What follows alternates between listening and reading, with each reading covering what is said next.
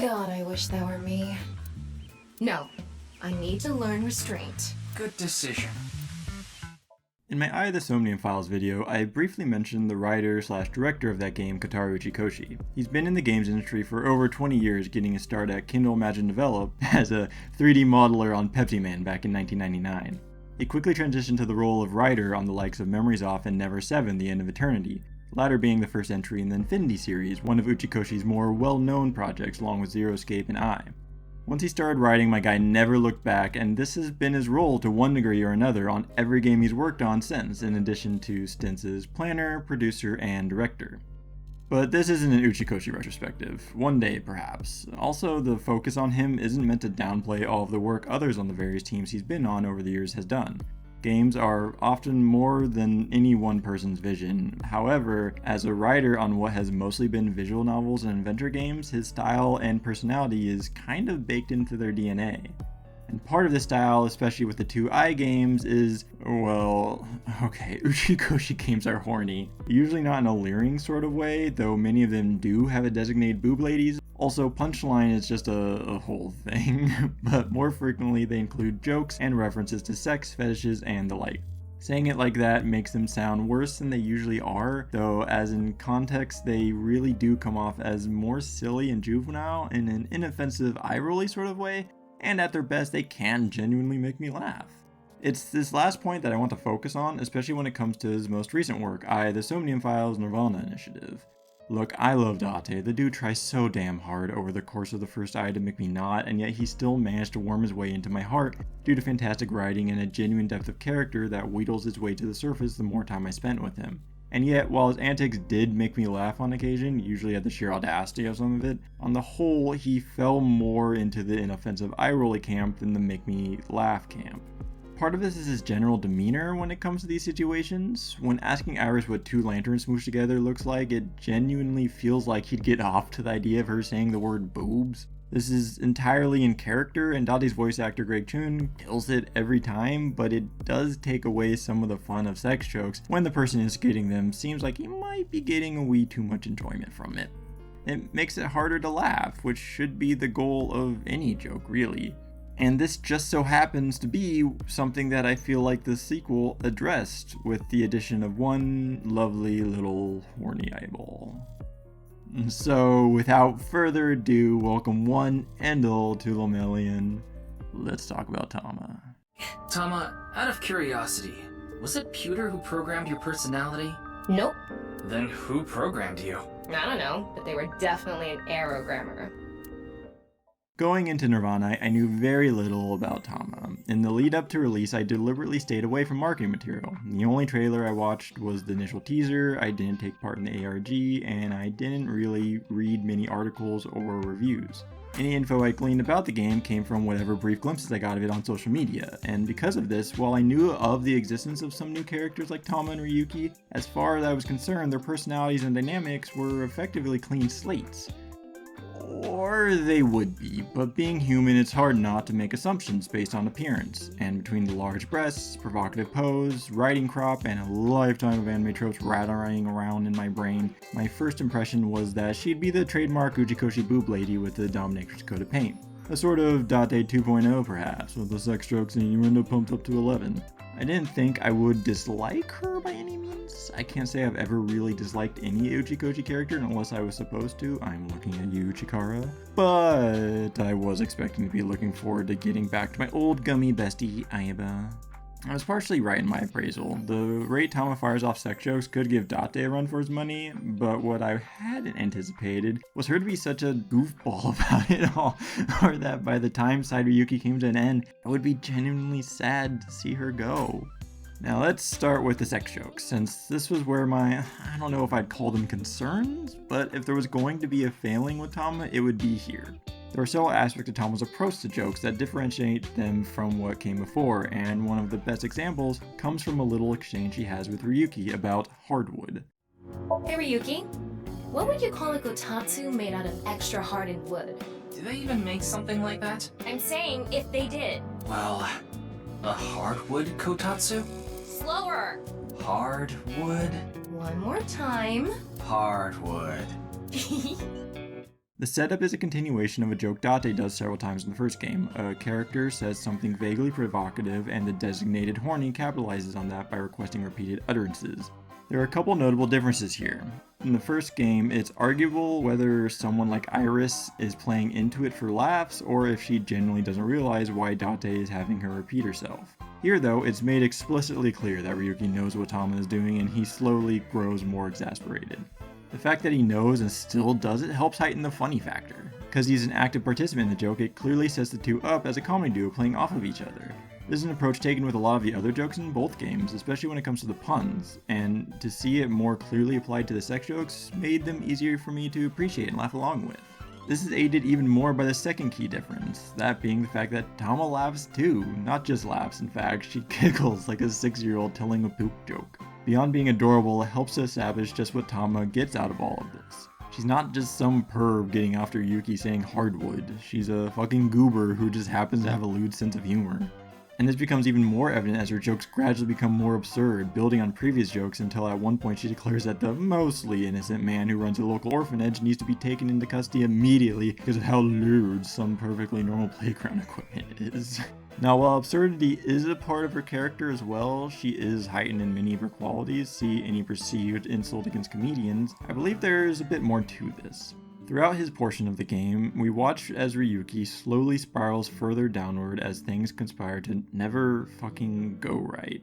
Because of this, he is very much not okay by the end of it. And on top of this, Ryuki isn't the most fond of Tama's sex jokes. It's not threaten to kill you levels like what could happen with Date and Aiba, but he does for the most part just groan along and/or reluctantly play the straight man, which is where the absurdity comes in. Tama's goal is to make people laugh, mostly just herself, but in the context of the game there's only one other person who hears all of these jokes, Ryuki. And when she sees he's having a no good, very bad day, she wants to do whatever she can to help, whether that's telling him to rest, go see a doctor, or trying to make him laugh. But as the game goes on and he gets worse, she ups her joke game, reaching ever more ridiculous heights in order to try to get the lad to crack a grin. That's because Tama is more than sex jokes. So much more. Honestly, I'm kicking myself for my initial impression because I know better. I've played Uchikoshi games, and I know if he's good at anything, it's taking those characters who, on the surface, seem primed and ready to be one-dimensional, and applying a level of depth that makes them feel like genuine people beneath all of their ridiculousness. Tama cares so much for Ryuki and his well-being. From day one, whenever Ryuki isn't doing well, she's checking in on him, constantly asking if he's okay, and finally pushing him to go see a doctor. And when he's said to disobey the doctor's orders and leave the hospital, she refuses to let him. And it's here that they do something I love so much, because he convinces Tama to let him go, not by making grand proclamations about the case or declaring he's fine, but by making a joke, because he knows she loves jokes, and because she is fallible.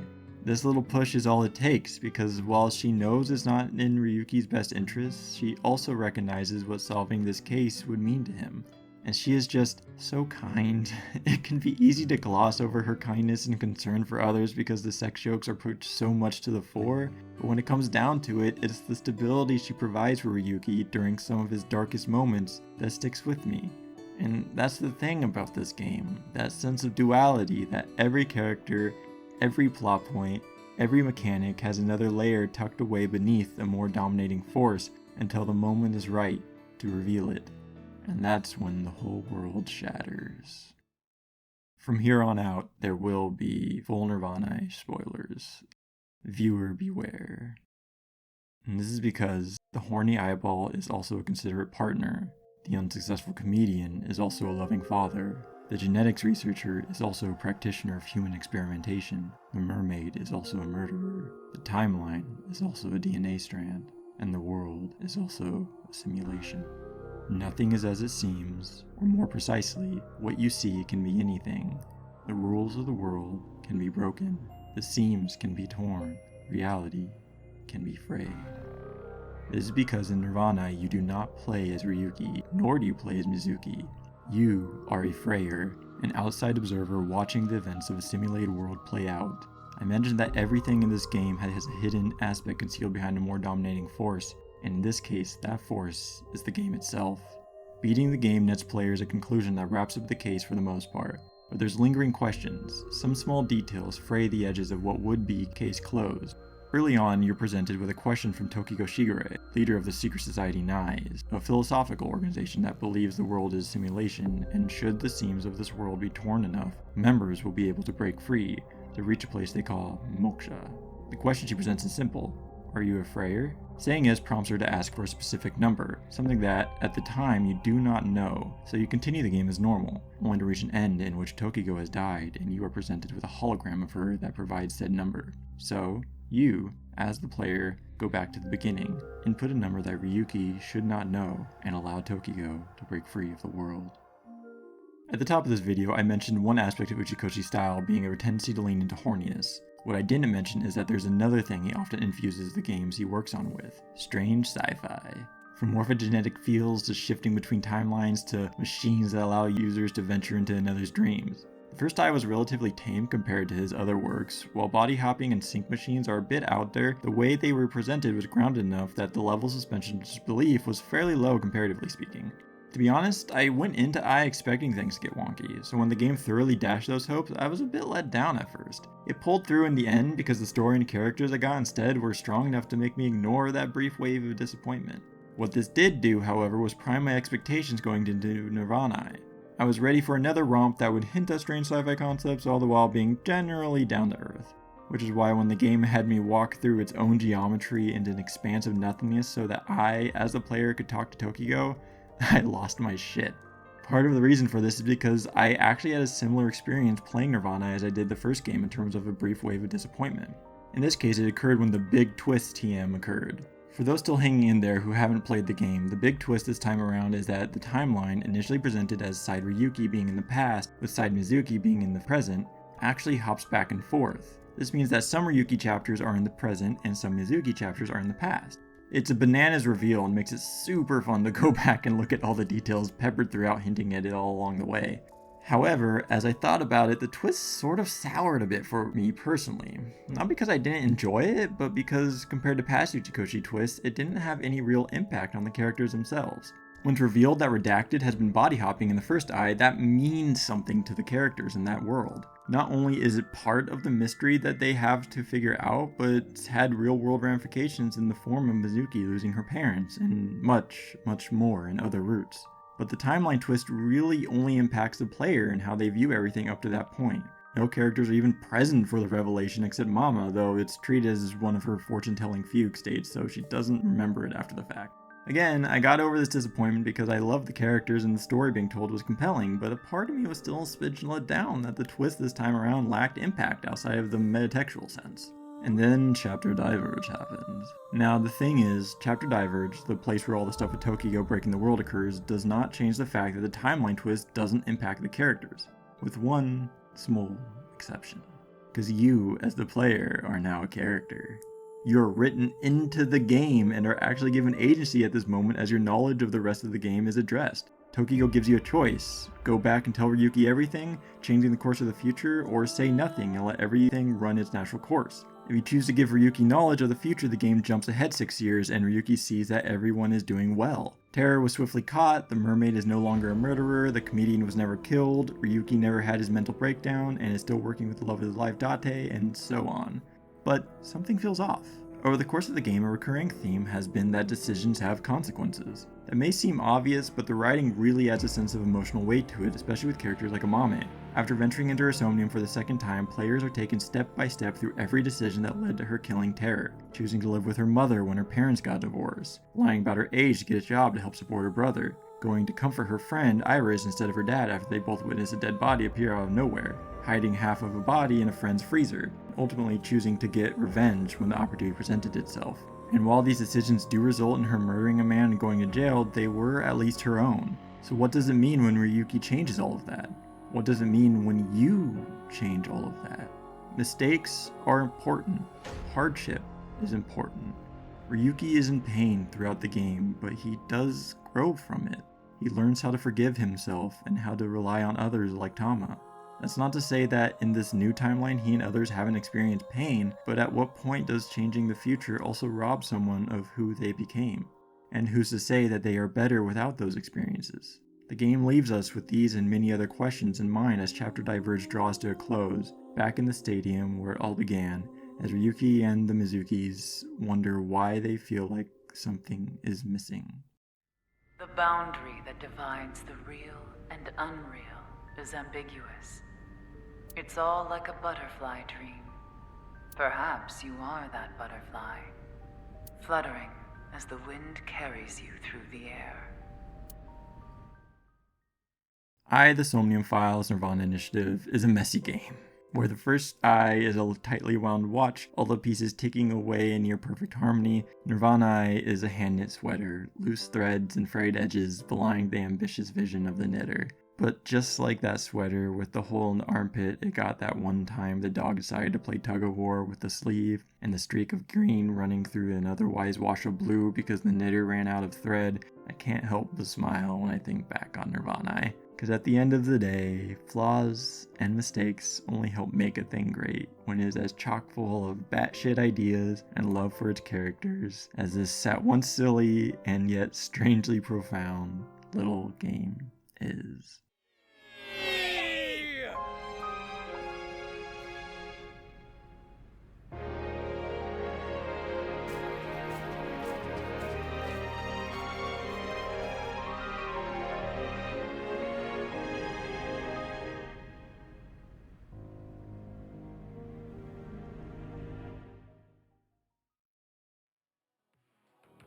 And now it's time once again for Lillian After Hours.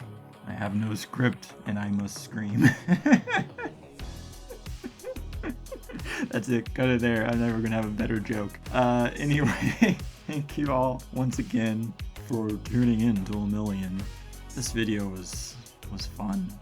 I think it's a little bit of a mess as well, jumping around from all of the different topics I cover, but I like it. I think it kind of fit the vibe I was going for and the vibe of the game itself.